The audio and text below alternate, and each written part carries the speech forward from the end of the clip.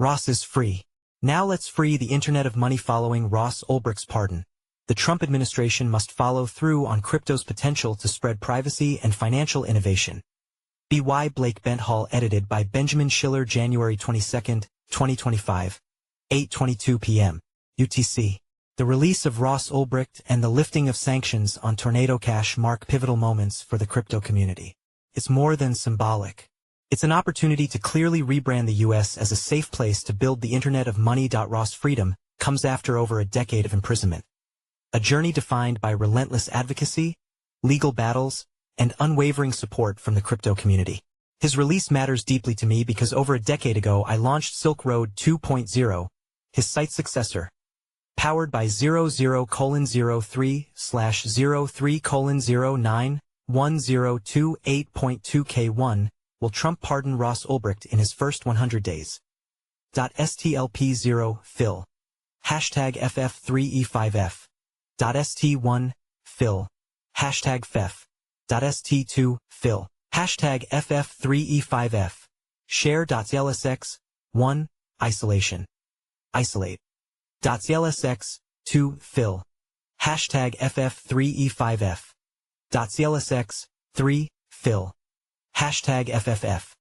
NextStayHis double life sentence without parole wasn't just about the Silk Road, though.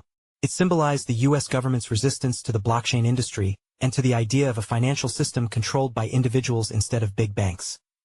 The U.S. dollar is the world reserve currency, and cryptocurrency has given the world democratized access to this reserve via stablecoins. Satoshi Nakamoto announced Bitcoin as a peer-to-peer electronic cash system, and the Silk Road was the first to actually execute that vision. Silk Road opened the door to cryptocurrency and introduced Silicon Valley and many other groups to Bitcoin. It spawned companies like Coinbase, projects like Ethereum, and paved the way for stablecoins which are not yet private. Still, there is no legitimate marketplace for buying and selling things with Bitcoin. Our industry's reputation is that we're highly speculative and scam-filled. We can't forget that Satoshi created Bitcoin for payments, not speculation. The U.S. cannot miss out on the Internet of Money.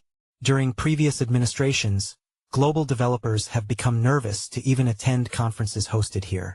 This has consequences for the U.S. crypto industry. Ross' release is a clear signal that the U.S. is no longer a scary place to innovate in cryptocurrency.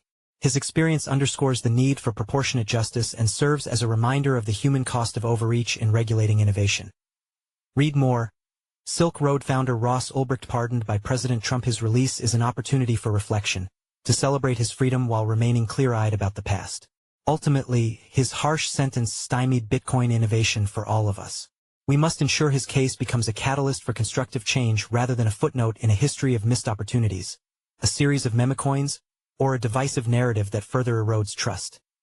Similarly, the case of Tornado Cash founder Roman Storm, who is still in legal jeopardy, clearly shows the dangers of criminalizing innovation. Tornado Cash offers a critical function, a mixer, in enabling private Ethereum transactions, an essential component of conducting business competitively. It's important to create privacy technologies, but we also need to understand the line between legal and illegal use cases. Yes, launch the Silk Road, but don't allow the sale of drugs on it. Launch Tornado Cash, but don't encourage money laundering on it.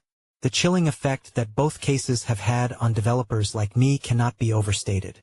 Privacy innovators in the U.S. and abroad are now second-guessing their work, fearing legal repercussions for creating tools that protect privacy. And what do you do when you launch something decentralized that takes on a life of its own? The sanctions on Tornado Cash were deemed unlawful by the Fifth Circuit Court, yet the Department of Justice dismissed the ruling as irrelevant. Tornado Cash's developers were allegedly aware of its misuse for money laundering but did not act decisively to address it. On a decentralized platform, should its initial developers be responsible for users' activity? There is a clear need for America to define a Section 230 for developers of decentralized software to not be criminally liable for what their users do on their platforms. Section 230 refers to a law freeing social media platforms from responsibility for content published on their networks. Read more.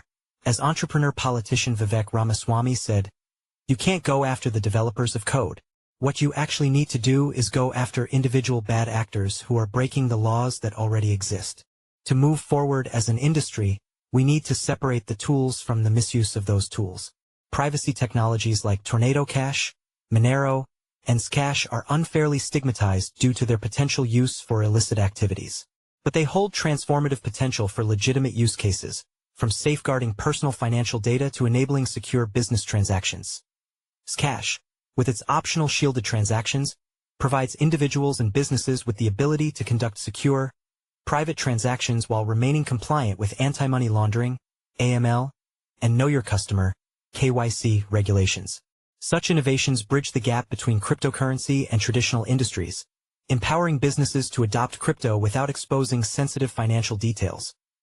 Privacy tech like Zcash also addresses a fundamental flaw in Bitcoin and other public ledger cryptocurrencies: the exposure of transaction data that creates competitive disadvantages and privacy risks. Soon, Zcash will be on Maya Chain, allowing a decentralized way to convert between Bitcoin and Zcash. It will also soon support ZSAs, shielded assets, which will enable stablecoins to be issued privately for the first time. The new administration has proposed a national, strategic Bitcoin reserve, but this raises questions about privacy and decentralization. Unlike other reserves, such as gold, Bitcoin's blockchain discloses deposits and withdrawals to the public forever. Is the Trump administration aware of this? This level of transparency is a double-edged sword, making privacy technologies even more essential for maintaining competitive and strategic advantages. So, where do we go from here? Bitcoin and the broader cryptocurrency industry are at a crossroads.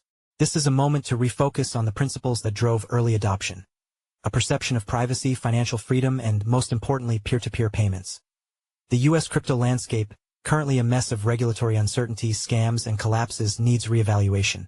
Rather than demonizing privacy innovations, policymakers must work with developers to create clear, enforceable standards for responsible uses of electronic cash.